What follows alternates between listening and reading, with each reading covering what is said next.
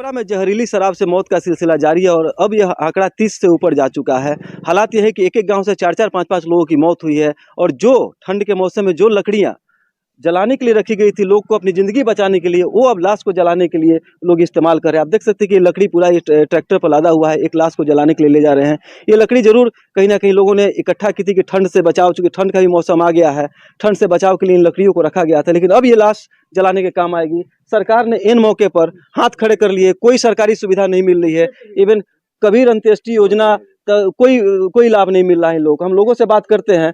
क्या नाम पड़ी चाचा राहुल? जोगिंदर ठाकुर। ये लकड़ी काहे ला रखल? लकड़ी ठंड के मौसम के लेकर के जलावल खाती, खाना वाना बनावे ना खाती, सब खाती रखल रहल। अच्छा। अभी लकड़ी के समस्या बहुत माने हो गई बा, लकड़ी ना मिले के अभाव में जो बा से लकड़ी रखल, लकड़ी जो बा से उठा करके आदमी जलावे खातिर कर रहा है। सरकार से कोई मदद जी नहीं, सरकार से अभी तक कोई मदद नहीं मिला है। तो बिल्कुल सरकार से कोई मदद नहीं मिला है। सर, कबीर अंत्येष्टि योजना उनका पास में तो कोई साधना है नहीं, जो कि चंदा लगा करके पब्लिक कर रहे हैं और घर घर से लाना या जुगाड़ कर करके दे रही है। मैंने लाश चंदा करके लाश जलाओ। हाँ हाँ, सरकार कोई देखे ना, अभी कोई सूचना नहीं है, कोई सूचना ना। मैंने लाश जलावे खातिर के भी मैंने चंदा करके हाँ, हाँ, तो बिल्कुल आप देख सकते हैं कि हालात क्या है कि चंदा करके लोग लाश जला रहे हैं। लोग गांव में चंदा करके पैसा इकट्ठा कर लकड़ी काहे ला रख रहे? जी, ये रखा काम में खाती, तापे पे खाती। जी जी। अब ये लकड़ी का इस्तेमाल होता है, तो अब का करम दिया जाए, आग में दे देंगे। आग में देंगे। सब लोग गांव के लोग इकट्ठा कर जी जी, सब लोग से एथी करके दिया गया है। मैंने कोई मुखिया जनप्रतिनिधि ना में कोई एथी नहीं, कोई मदद ना। क्या नाम पड़ी राव? वो रंभू ठाकुर नाम पड़ी। रंभू ठाकुर। केकर मौत हुई बाटे? वो हमने भतीजा लगे। तो बिल्कुल हालात अब इस कदर बिगड़ चुके हैं कि जो लकड़ियां घर में दूसरे इस्तेमाल के लिए रखी गई थी वो अब लाश जलाने में इस्तेमाल की जा रही है। संतोष गुप्ता, न्यूज़ 18, छपरा। तो बिल्कुल तेजस्वी यादव को इस रिपोर्ट को देखने की जरूरत है और समझने की जरूरत है कि आखिर किस तरीके से, जब रिपोर्टर ने उनसे सवालात पूछे तो उन्होंने किस तरीके से इस बात को नकार दिया बिना इसके तह तक गए हुए, क्योंकि लोगों की बात भी आपने सुनी। लोग साफ तौर पर कह रहे हैं कि इन लकड़ियों को वो ठंड के समय इस्तेमाल करने के लिए लाए थे, लेकिन अब उनके पास अंतिम संस्कार के लिए पैसे नहीं है ताकि वो लकड़ी खरीद पाए, इसीलिए इन लकड़ियों का इस्तेमाल किया जा रहा है। और तेजस्वी यादव ने उस वक्त क्या कुछ कहा था वो जरा आप सुनिए। जिम्मेवारी पीने वालों की है, तो मरोगे। देखिए, गलत काम करने वालों का गलत नतीजा होता है, स्पष्ट है।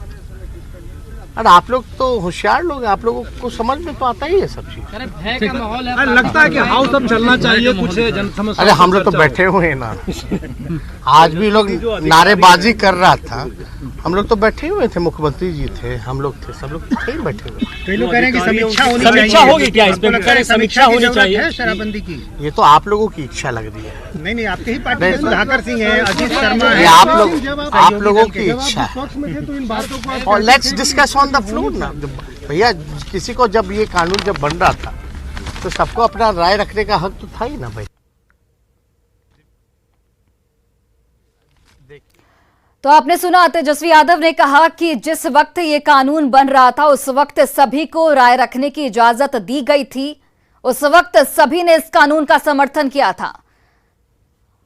तेजस्वी यादव ने यह भी कहा कि जिस तरीके से बीजेपी के पास कोई मुद्दा नहीं है, विपक्ष के पास कोई मुद्दा नहीं, और इसीलिए इस शराबबंदी के मुद्दे को बार बार उठाया जा रहा है, सदन की कार्यवाही को रोका जा रहा है।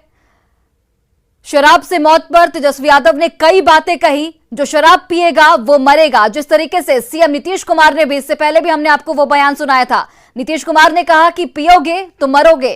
तेजस्वी यादव ने भी उसी बयान को एक बार फिर से दोहराया कि अगर शराब पियोगे तो मरोगे।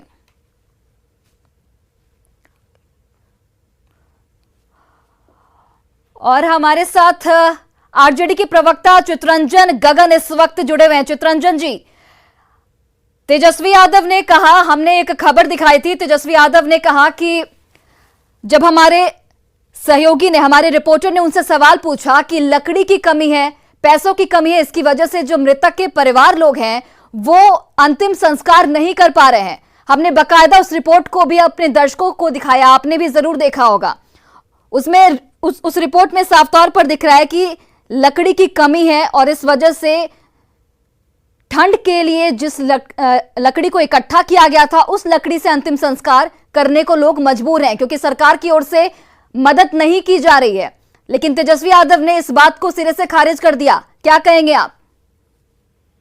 देखिए, यह जो है तो अब लकड़ी नहीं मिले यह तो संभव नहीं है, क्योंकि लकड़ी ऐसा नहीं है, और खासकर दाह संस्कार बढ़ाने के लिए तो ऐसे ही लकड़ी जो गांव के जो लोग हैं उसको सहयोग में देते हैं, मदद करते हैं। इसलिए हम नहीं समझते हैं कि इसमें कोई बहुत बड़ा आधार होगा। चितरंजन जी, जितने भी मृतक के परिवार हैं वो बेहद गरीब परिवार से आते हैं। तेजस्वी यादव ये कहते हैं कि जो पिएगा वो मरेगा। आखिर कोई ठोस कार्रवाई क्यों नहीं की जाती है इस ओर?